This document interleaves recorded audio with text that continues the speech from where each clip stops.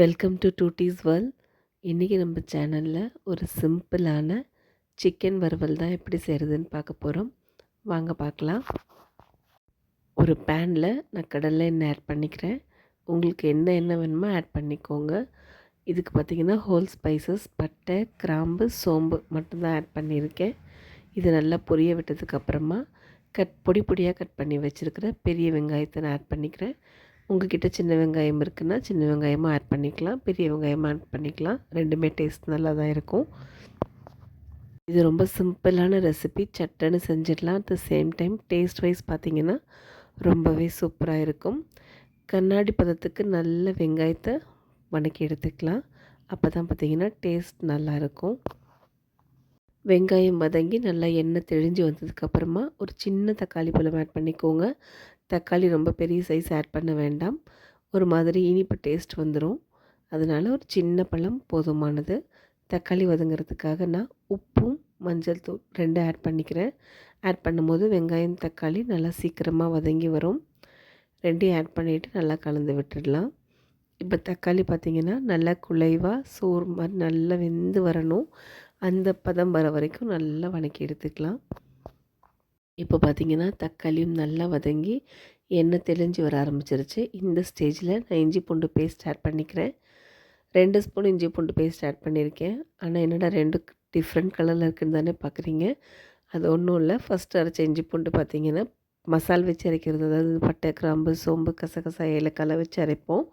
அது கரெக்டாக 1 ஸ்பூன் தான் இருந்தது, தீந்துருச்சு. இன்றைக்கி பிரியாணிக்காக ப்ளைன் இஞ்சி பூண்டு அரைச்சிருந்தேன். ஸோ அந்த பேஸ்ட்டு 1 ஸ்பூன் ஆட் பண்ணியிருக்கேன். வேறு ஒன்றும் பெருசாக புதுசாலாம் போடலை. இப்போ இதில் பார்த்திங்கன்னா மசால் பொடி ஆட் பண்ணிக்கலாம். இஞ்சி பூண்டு ஆட் பண்ணிவிட்டு நல்லா எண்ணெய் தெளிஞ்சு வரணும். வதக்கினதுக்கப்புறம் மசாலா ஆட் பண்ணுங்கள். நான் இன்றைக்கி மல்லித்தூள், தனி மிளகாய்த்தூள், சிக்கன் மசாலா 3 தான் ஆட் பண்ணியிருக்கேன்.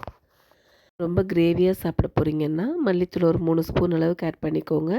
சைட் டிஷ் அப்படின்னா ஒரு 2 ஸ்பூன் மல்லித்தூள், 1 ஸ்பூன் மிளகாய்த்தூள், உங்களுக்கு காரத்துக்கு தகுந்த அளவுக்கு சிக்கன் மசாலா. பேலன்ஸ் பண்ணுறதுக்கு எல்லாமே நீங்கள் வந்துட்டு 1 ஸ்பூனுக்கு மேலே மிளகாய்த்தூளுக்கு மேலே எவ்வளோ காரம் அட்ஜஸ்ட் பண்ணுறீங்களோ அவ்வளோவும் சிக்கன் மசாலாவே ஆட் பண்ணிக்கோங்க. இதுக்கு நம்ம பெப்பர் ஆட் பண்ண மாட்டோம்.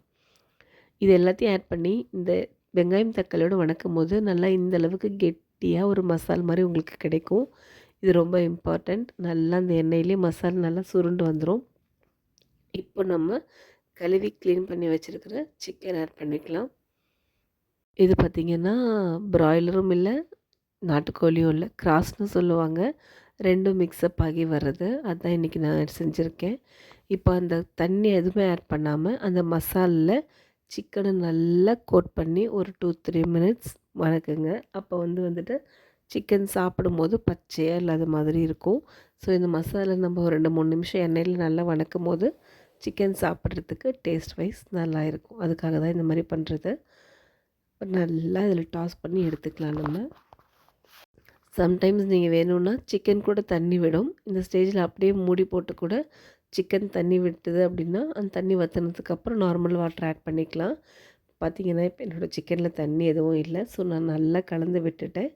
இப்போ நம்ம சிக்கன் வேகிறதுக்காக நம்ம தண்ணி ஆட் பண்ணிக்கலாம். நான் இன்றைக்கி பார்த்திங்க அப்படின்னா கிட்டத்தட்ட 1/2 லிட்டர் தண்ணி ஆட் பண்ணியிருக்கேன். நான் பார்த்திங்கன்னா நல்லாவே வேக வச்சுருவேன். ஏன்னா குழந்தைங்கள்லாம் சாப்பிட்றதுனால நல்லா பஞ்சு மாதிரி குக் பண்ணிவிடுவேன். ஸோ அதனால் நான் இவ்வளோ வாட்டர் எடுத்திருக்கேன். அதே போல் உங்களோட கோழியோட அளவை பொறுத்தும் அந்த வாட்டர் லெவல் நீங்கள் கூட குறைச்சி வச்சுக்கலாம். ரொம்ப பிஞ்சு கோழி டக்குன்னு வெந்துடும் அப்படின்னா தண்ணி குறைச்சி கூட வச்சுக்கோங்க. பார்த்திங்கன்னா இப்போது கறி நல்லா வெந்துருச்சு. இப்போ இந்த தண்ணி வந்துட்டு எனக்கு இவ்வளோ தண்ணி தேவையில்லை. ஏன்னா நான் இன்றைக்கி சைட் டிஷ்ஷாக தான் பண்ணியிருக்கேன். நான் இனிஷியலில் கருவேப்பிலை, கொத்தமல்லி எதுவுமே ஆட் பண்ணலை. இப்போ நல்லா எண்ணெய் தெளிஞ்சு வர இந்த ஸ்டேஜில் தான் நான் கருவேப்பிலை, கொத்தமல்லி ஆட் பண்ணுறேன். வேணும்னா நீங்கள் முன்னாடியே கூட ஆட் பண்ணிக்கலாம். பார்க்கும்போதே தெரிஞ்சிருக்கும் உங்களுக்கு நல்லா எண்ணெயெல்லாம் தெளிஞ்சு வந்திருக்கு. ஸோ இந்த ஸ்டேஜில் பார்த்திங்கன்னா இப்போ சிக்கன் நல்லா குக் ஆகிடுச்சு. நீங்கள் இப்போ இது சப்பாத்தி, தோசை, இட்லி மாதிரி சாப்பிட்றீங்கன்னா இந்த கன்சிஸ்டன்சியில் அப்படியே இறக்கி நீங்கள் தொட்டு சாப்பிட்லாம். இன்றைக்கி நான் சைட் டிஷ்ஷாக பண்ணியிருக்கேன் பிரியாணிக்கு அப்படிங்கிறதுனால நான் நல்லா இன்னும் கூட அதை சுண்ட வைக்க போகிறேன். ஆக்சுவலாக பார்த்திங்கன்னா செஞ்சிட்ருக்கும் போதே குழந்தைங்களுக்கு கொஞ்சம் எடுத்து கொடுத்துட்டேன் சாப்பிட்றதுக்கு. அவ்வளோதான், நம்மளோட சிக்கன் வறுவல் ரொம்பவே சூப்பராக ரெடி ஆகிடுச்சு. இந்த ஸ்டேஜ் போதுமானது. இதுக்கு மேலே ட்ரை பண்ணோம் அப்படின்னா ஆறுனதுக்கப்புறம் சாப்பிடும்போது ரஃப்பாக இருக்கும். ஸோ கொஞ்சம் கிரேவியோடவே நம்ம அடுப்பை ஆஃப் பண்ணியாச்சு. இது நீங்கள் வந்துட்டு சுட சுட சாதம், ரசம் சாதம், பிரியாணி இப்படி எதுக்கு வேணாலும் சைட் டிஷ்ஷாக சர்வ் பண்ணலாம். ட்ரை பண்ணி பார்த்துட்டு எப்படி இருக்குன்னு கமெண்ட் பண்ணுங்கள். தேங்க்யூ.